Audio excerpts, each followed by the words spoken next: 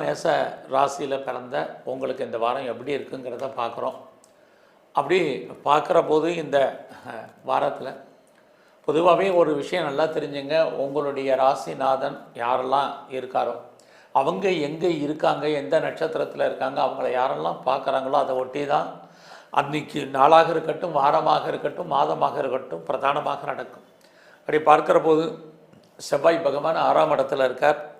அவருமே சந்திரனுடைய நட்சத்திரத்தில் இருக்கிறது. இந்த வாரத்தில் உங்களுடைய நிதி நிலைமை, பொருளாதாரம், வருமானங்கள், சம்பாத்தியங்கள் ஓரளவுக்கு பரவாயில்ல. ஆனால் அதே சமயத்தில் உங்களுடைய ராசிக்கு 12ஆம் இடத்துல சனி பகவான் வக்ரகதியில் இருக்கிறது. எவ்வளோ ஏர்னிங் பண்ணாலும் உங்களுக்கான செலவினங்கள் ஒன்று இருக்கும் அப்படிங்கிறதும் இந்த வாரம் இருக்குது. இந்த வாரத்தில் நீங்கள் ஏதாவது முயற்சி பண்ணிங்கன்னா அந்த முயற்சி ஏதாவது விதத்தில் சக்ஸஸ் ஆகுமா அப்படின்னா கண்டிப்பாக நடக்கும். ஏன்னா உங்களுடைய முயற்சி ஸ்தானத்தில் குரு பகவான் இருந்துக்கிட்டே இருக்கார்.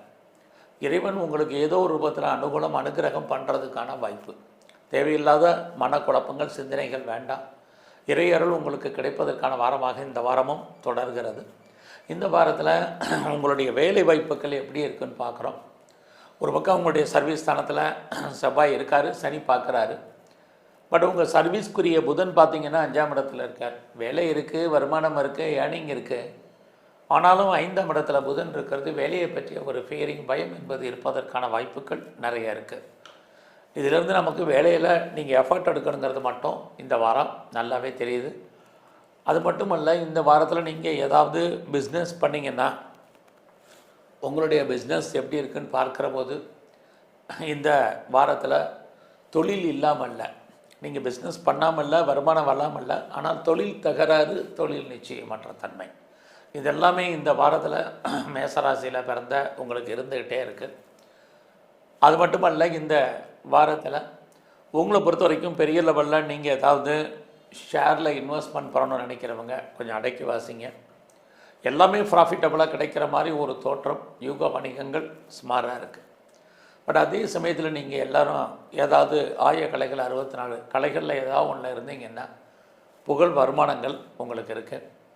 இந்த வாரத்தில் உங்களுடைய 12ஆம் இடத்துல சனி இருக்கிறது.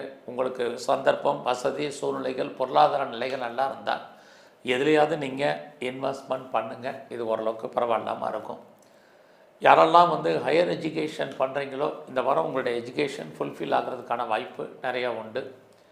உங்களுடைய வெளிநாட்டு தொடர்புகள் இந்த வாரம் உங்களுக்கு ஃபேவரபுளாக இருக்கும்.